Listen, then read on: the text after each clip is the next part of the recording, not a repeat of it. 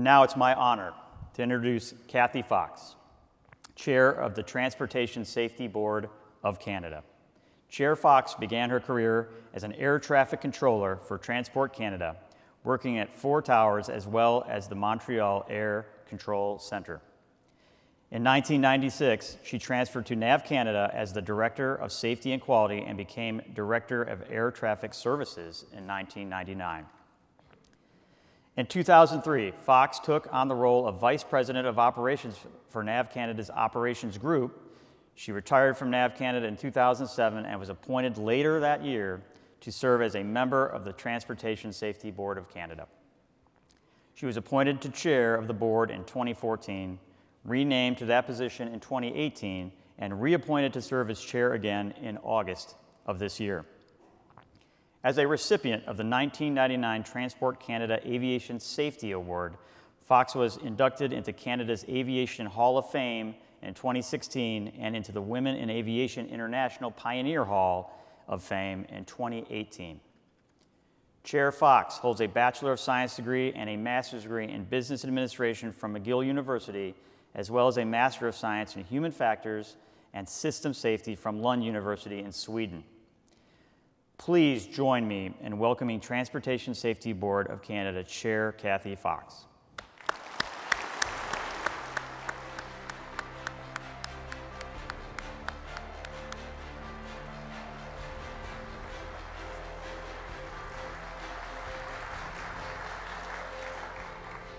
Good morning, bonjour. Thank you very much for the invitation to deliver the keynote address to the 67th ALPA Air Safety Forum on the theme of moving forward together. It's a real pleasure and honor to be here today. Sometimes the events from our past help us to prepare and look towards the future. And while certainly not wanting to start off on a sad note today, I think it's important to acknowledge that this time of year holds great significance for the aviation industry. 25 years ago this month, Swissair 111 crashed into the ocean off Nova Scotia, killing all those on board. 3 years later, the horrific attacks of 9/11 killed thousands and grounded commercial aviation across, or in fact, all aviation across North America. Both tragedies have had a lasting impact on how we fly and the ongoing work of making aviation safer than ever. On September 2nd, 1998, Swissair 111 departed New York en route to Geneva. About 53 minutes after departure, the flight crew smelled an abnormal odor in the cockpit. Their attention was then drawn to an unspecified area above and behind them, and they began to investigate the source. They assessed that what they had seen, or were now seeing, was definitely smoke, and likely from the air conditioning system. And after discussion with air traffic control, they decided to divert to Halifax International Airport. Now, while preparing to land, and unbeknownst to them, a fire was spreading across and above the ceiling. And we know from the flight data recorder that a series of system failures took place, prompting the crew to declare an emergency and immediate need to land. Shortly after, radio and radar contact was lost, and the onboard recorder stopped working. The aircraft hit the water near Peggy's Cove, Nova Scotia, killing the 215 passengers and 14 crew on board. And I want to extend our deepest condolences to those who lost family and loved ones on that day. Less than 2 weeks ago, I attended a series of events at the two memorial sites in Nova Scotia to recognize the 25th anniversary of this tragedy. And these events were organized by Veterans Affairs Canada to bring together the multiple agencies involved in the search, recovery, and investigation of the second worst disaster in Canadian aviation history. Now, anniversaries can be hard to navigate, but I found this one to be uplifting and inspiring, to feel the sense of shared grief, collaboration, gratitude, and even closure that this commemoration brought. The subsequent investigation remains the longest and most complex investigation ever undertaken by the Transportation Safety Board of Canada. The TSB has a clear mandate not to assign blame, and in the case of Swissair 111, that principle was certainly put to the test. In the days following the accident, there was criticism publicly of the actions taken by the crew in not proceeding directly to a landing at Halifax, as well as to air traffic control for not directing them to do so. The TSB looked very carefully at these issues and determined the following: that from any point along the Swissair 111 flight path after the initial odor in the cockpit, the time required to complete the approach and landing would have exceeded the time available before the fire-related conditions in the cockpit precluded a safe landing. And actions by the flight crew in preparing the aircraft for landing, including preparing the cabin and dumping excess fuel, were consistent with the crew being unaware of the fire propagating in the ceiling. Now, worldwide, this TSB report has been used as a model of safety investigation that didn't focus on so-called pilot error, but rather looked at the sequence of events from the crew's perspective to understand what they knew at the time and why it made sense to them to do what they did. Furthermore, the investigation looked at the whole operating environment, which prompted 23 board recommendations, 14 of which were issued before the final investigation was issued, and 6 of them in less than a year after the accident, an indication of the serious nature of the safety deficiencies that were identified in that investigation. And rather than wait for the completion of the report, the earlier issuance of these recommendations led to prompter actions by both the regulators and industry. Now, these days, flight crews don't hesitate to divert at the faintest hint of smoke, and Canadian, American, and European regulators have all updated the flammability requirements for insulation materials used in aircraft manufactured and/or registered in Canada and the US and Europe. And improvements have been made to the flammability testing standards and maintenance procedures for aircraft wiring in Canada and the US. Checklists have been redesigned in collaboration between aircraft manufacturers and regulators to simplify and speed up actions in response to smoke, fire, or fume events. Now, coincidentally, I first spoke to ALPA in 2008. It was the 10th anniversary of Swissair 111. So it's particularly, I guess, ironic but also pleasing to be back here on the 25th anniversary, noting the progress that has been made in many ways as a result of this accident, and showcases the significant influence this tragedy had on aviation safety around the world. Now, of course, standing here on September 13th, it's impossible to forget the attacks that were made on US soil on September 11th, 2001. And for many of us, the memories of that day are forever fresh in our minds. And I do want to extend my condolences to anyone in the audience who lost family, friends, or colleagues. At that time, I was the Assistant Vice President of Air Traffic Services for NAV Canada. I managed the tactical response of Canada to these attacks. And none of us involved in that response that day had ever experienced anything like this before, and gratefully, nothing like that since then.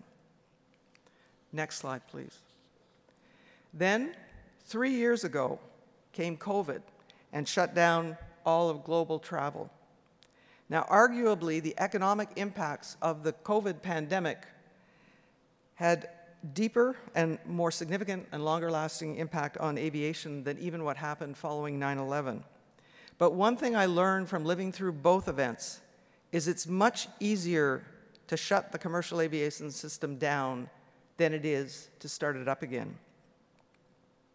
In the last 1 or 2 years, we've seen the demand for air travel pick up for flights to visit long-separated family, to take vacations, to rekindle business relationships. And while this is great news for aviation, we've also seen significant stress and strain on the system, as pent-up demand for air travel seems to be outpacing the system's capacity to meet that demand.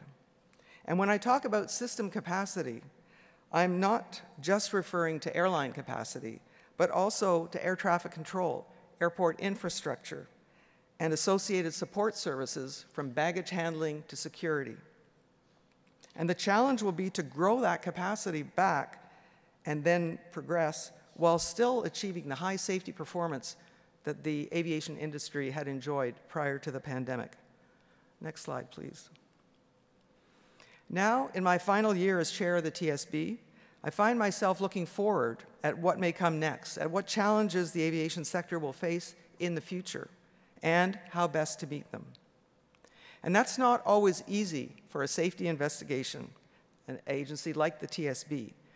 We're a data-driven organization. We're not a safety think tank.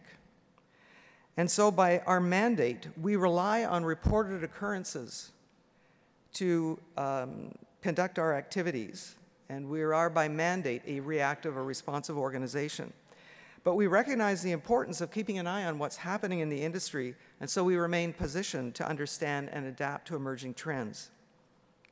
Now, we've already started to see two areas where we can expect change, perhaps even disruptive change, depending on how the aviation industry prepares. And to be specific, I'm speaking of the increasing reliance on technology in aviation and the impact of severe weather events caused by climate change on air transportation. And the pace of change in each of these areas seems to be increasing, with a corresponding need to accelerate our understanding of the risks that each presents. So by staying alert and informed, we can approach these challenges with a clear and level-headed response. Now, while aviation continues to evolve with the advancement of technology, the outcomes of the changes may not become apparent right away. Next slide, please. Technology is often aimed at easing the pilot's workload, but it can, in some cases, lead to unsafe conditions.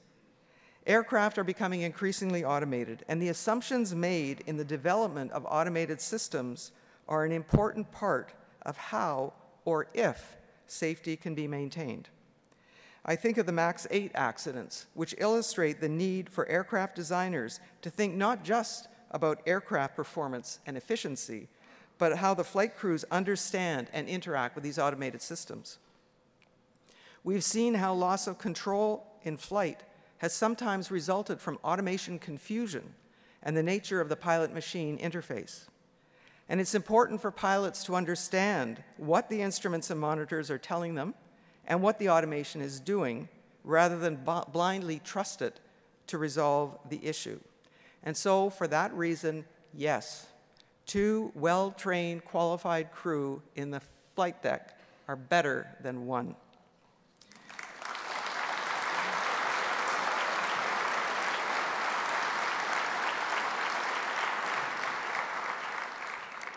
Next slide, please.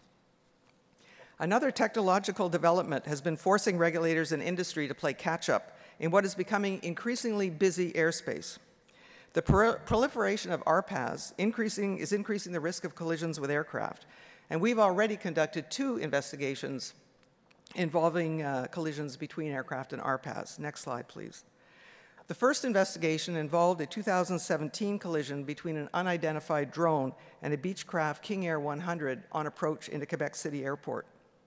On final approach, the flight crew observed a drone about the size of a dinner plate in front of the left wing. The pilots had no time to take evasive action. The impact was unavoidable, and the drone disintegrated. The damage was limited to the point of impact on the left wing de-icing boot, as well as scratches on the upper surface of the left wing, as you can see in the photos. The damage was minor, and the aircraft airworthiness was not affected for the subsequent landing. Next slide, please. Earlier this year, we released another investigation report involving a 2021 collision at Toronto's Buttonville Airport between a flight training aircraft and a police drone. The investigation found that the Cessna pilots were unaware of the presence of airborne drone traffic in the vicinity, and the active scanning that is part of the see and avoid principle was unsuccessful in identifying and resolving the conflict. And the policy of this particular police service didn't require that visual observers in drone operations be trained crew members. And the drone pilot didn't brief the visual observer on his role and responsibilities before the flight. Additionally, the visual observer was not aware of the requirement to maintain visual line of sight with the drone, nor was he trained in visual scanning techniques or aircraft identification. And finally, the drone pilot was tasked with operating the camera system, monitoring the status of the drone, and communicating on multiple channels. He likely became task-saturated, restricting his ability to visually monitor the drone and hear radio calls on the control zone's mandatory frequency, and the sound of incoming aircraft, both of which preceded the collision. And as a result of these two factors, the two aircraft collided. Next slide, please. To better document, assess, and measure the risks associated with the operation of RPAS, the TSB has issued guidelines for the reporting of such occurrences, and we are planning to amend our regulations in the future to make sure that it's very clear as to what types of occurrences, of drone occurrences, are reportable in the future. And we expect the issue to become an increasingly complicated one. Delivery services, including Amazon, are already experimenting with using drones for package delivery. And these technologies become even more important to understand as the scale and breadth of use increases. Now, the Ottawa International Airport Authority has been exploring methods of detecting and tracking drones in the region around the airport. Using an RF receiver mounted on the roof of the passenger terminal, it was possible to detect any drones operating on 2.4 or 5.8 gigahertz within a 15-kilometer radius. And the team had also been experimenting with wave radar that can detect the movement of small spinning propellers within 2 kilometers of the airport. In the month of March 2021, the RF system detected 1,626 drone flights within the 15-kilometer zone, including 64 at night. While these technologies aren't yet mainstream, they do offer hope in managing the safety of air operations in an increasingly busy airspace. And further into the future, the use of remotely piloted aircraft may also involve larger aircraft. Drone use is already common in the military, and European authorities are evaluating the viability of unmanned large carriers, controlled by a pilot on the ground who may be responsible for more than one flight at a time. Next slide. Now, while some technologies can have unintended negative impacts on the safety of air operations, others are actually helping us to better understand the what happened and why of air occurrences. The quantity and quality of data available to investigators has improved with new technologies, especially in the form of high-quality video footage, be it from eyewitness cell phones, closed-circuit TV, or even images captured on the flight deck. And this information can help our teams more clearly arrive at an understanding of what took place and allow for greater insight as to why an accident happened. And this can mean a faster path to taking appropriate corrective safety actions to reduce risk. And it's not only about better imagery. Better flight tracking data is now available and provides a more complete picture even after an aircraft flies beyond the outer limits of radar. Use of non-volatile memory in avionics means crucial data is more easily recovered. Personal smartphones record inertial data almost continuously, which can be used by investigators to establish more accurate flight path information. Now, I want to pause here for a moment and acknowledge that some may feel uncomfortable thinking about all of the data collected thanks to these newer technologies. One of the only two outstanding Swissair recommendations called for the implementation of video recordings on the flight deck, an initiative that I know ALPA opposes. However, video images could have made a huge difference in the TSB's Swissair investigation and in others since to complement the data investigators retrieved from the CVRs and the FDRs. Now, as I said earlier, the TSB doesn't assign blame or determine civil or criminal liability, and that's by design.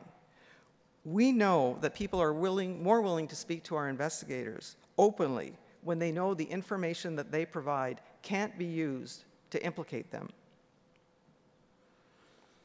And I want to remind you that information retrieved from CVRs, and any recordings and video recordings, if they're available, is legally protected under the legislation that defines the work of the TSB, and this decision, or this principle, was recently reinforced by a decision of the Supreme Court of Canada.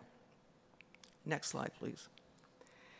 So it's been impossible to look at the world around us this year and miss the dramatic changes of our climate. Heat waves, floods, forest fires, and bigger, more powerful storms have been reported all over the world. Last year, a heat wave in Great Britain softened a runway at a London airport to the point where it became unusable. Rail lines warped, prompting train service to halt, and in Europe, dry conditions curtailed shipping operations on the Danube River. Next slide, please. This year, forest fires have obscured the air over much of North America, and you can see the map of active wildfires in Canada as of the middle of August. And heat waves in the southern US have forced some air operators to reduce gross aircraft weight in order to safely take off. The impact of the climate crisis on air travel is likely to continue to challenge how air operations function. We've established operating procedures to deal with each of these individual challenges. So is this simply an operational challenge that we have to deal with, or a safety issue? And I guess that depends. Next slide, please. In 2019, the TSB released a safety issue investigation into air taxi operations in Canada because of the high number of fatalities involved in that sector of aviation. And to help better understand the operating environment, we referenced a model established by researcher Jens Rasmussen. Case studies and accident investigations have frequently revealed how organizational factors, such as the emphasis on productivity and cost control, can result in trade-offs, which inadvertently contribute to circumstances that conflict with safety goals. And the dynamics of this model demonstrate how work processes are carried out throughout the operation and how they interact given the environment and the competing pressures also identified within the model. Now, the operation is represented here by the blue dot at the center of the image, and the relative position of that operating point, or blue dot, within the safe operating envelope is dictated by how the hazards and risks encountered by an operator are managed. The operating point is constantly moving, and if it crosses any of the boundaries, the system will break down. So the economic failure boundary, beyond which the financial costs become unsustainable. The unacceptable workload boundary, beyond which there's not enough time or resources to complete the work. And finally, the safety boundary, which delineates the boundary of acceptable performance, at which there may be harm to workers, to pilots, to crews, to passengers, or the public. So that marginal boundary that you see there delineates where the safety of an operation begins to erode, and the fewer or weaker the defenses in place, the thinner the safety margin. Next slide, please. As the operating point crosses the marginal boundary, the safety of the operation diminishes, and when the operating point crosses the safety boundary, next slide please, a failure can occur, in other words, an accident. So those arrows inside the boundaries represent the competing pressures that push the operating point away from or toward a boundary. And of course, it's not as visible as we see on this chart. Very often, how those boundaries are being expanded or crossed is not visible until something bad happens. Now, in the context of climate crisis, we can see how changes to our physical climate can reduce the margins of safety of an operation. Higher temperatures that require lighter loads can represent an economic pressure. Larger storms can reduce the time or resources available and create an unacceptable workload pressure, and poorly managed operational challenges resulting from more dramatic climate conditions can apply a safety pressure. The result is a scenario in which climate threats can push on these multiple boundaries at the same time, reducing the space inside the safe operating envelope, or at a minimum, reducing the margins of safety. So already this is moving beyond a theoretical exercise, and I'd like to talk very briefly and then close about an accident investigation currently being undertaken by the Transport Safety Investigation Bureau of Singapore. Next slide, please. This particular investigation, A representative from the Singapore Accident Investigation Board presented to a group a few months ago and talked about how a Boeing 777 landed with low final reserve fuel. The aircraft had taken off from London Heathrow Airport with 106 tons of fuel, destined for Changi Airport. I apologize if I'm not pronouncing it correctly. In the vicinity of Kuala Lumpur, the estimated fuel for the landing was 7 tons, well above the flight's minimum fuel reserve requirement of 3 tons. Weather at Changi forced the aircraft to hold. Poor weather conditions at 2 alternate aerodromes prevented their use and as a landing destination. However, the weather over Batam Airport in Indonesia appeared fine. So after about 25 minutes of holding, there was no clarity on the possibility of landing at Changi, and the fuel level was approaching the allowable minimum. So 5 minutes later, the aircraft declared Mayday fuel and diverted to Batam Airport. On approach to one of the runways, the flight crew were informed of tailwinds gusting up to 30 knots, and therefore had to redirect to an alternate runway. But then they aborted that landing when no autoland message was received. By this time, the visibility on the second runway had decreased to 800 meters, while visibility at the first runway was 6 nautical miles. Another attempt in limited visibility was aborted due to a high sink rate of 1,400 feet per minute. The aircraft repositioned for the initial runway, where winds had stabilized at 15 knots and conducted a successful landing. However, the fuel remaining on landing was well below the 3-ton minimum requirement, and the Singapore Investigation Agency is still investigating. But the point of the presenter was that climate change had led to more extreme inclement weather, bad conditions last longer, storms are more intense, and conditions extend further geographically, which means that nearby aerodromes may also be impacted by these poor conditions. So questions raised during the discussion is, what fuel reserve is enough? If more fuel is required, that means smaller payload, correspondingly a higher relative cost per passenger or per unit of cargo. How does that impact the economics of the flight? What weather information would help? And again, how do pilots need to adjust their mindset when considering diversions? So how can we mitigate against these risks, be they technological or climatic, when the possible hazards are so difficult to accurately predict? Well, one way is through safety management. Next slide, please. Safety management systems call on all of us to make the most of our imaginations as we attempt to identify new hazards, assess risks, and find ways to mitigate them. And as challenging as this may seem, looking at what has happened in the past and present is essential to inform future decisions. While the TSB doesn't research climate change, the scientific community is in agreement about possible future scenarios, allowing us to lean into the existing scientific research as we look forward.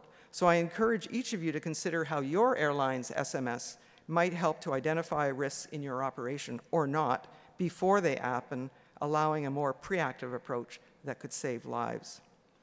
Next slide, please. Now, earlier I mentioned that in the importance of informing ourselves in the face of new challenges. And we also know that to properly analyze an issue, it first has to be measured. And even though we can't predict exactly what the future holds, we can leverage the information we gather to identify trends and be better informed as these new challenges continue to present themselves. And the TSB is very encouraged by a number of industry initiatives to share data obtained from airline FOQA programs across the industry to better identify emerging issues and identify best practices. Next slide. So, some of the other steps, of course, that we have to look at is fuel and alternate systems for aircraft to power them. So in Canada, there's at least one operator that has developed an electric aircraft for its fleet.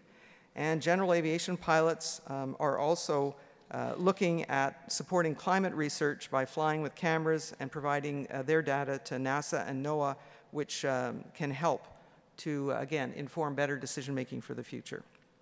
Last slide, please. So, aviation was born from creative minds who saw not only the romance of taking flight, but also the potential it offered. Now, I started off today by speaking about 2 tragic events that have forever shaped air transportation, and they resulted in powerful lessons to manage air safety, which we still follow today. So everywhere I go in my work with the TSB, I continue to be impressed by the dedication, the creativity, and the ingenuity of people in the aviation industry. And though the new challenges ahead may seem daunting, and they are certainly global in scale, I believe that the aviation industry has the capacity to respond, particularly with the support of dedicated professionals and organizations like ALPA, and as long as everyone works collaboratively and moves forward together. So thank you very much for your attention.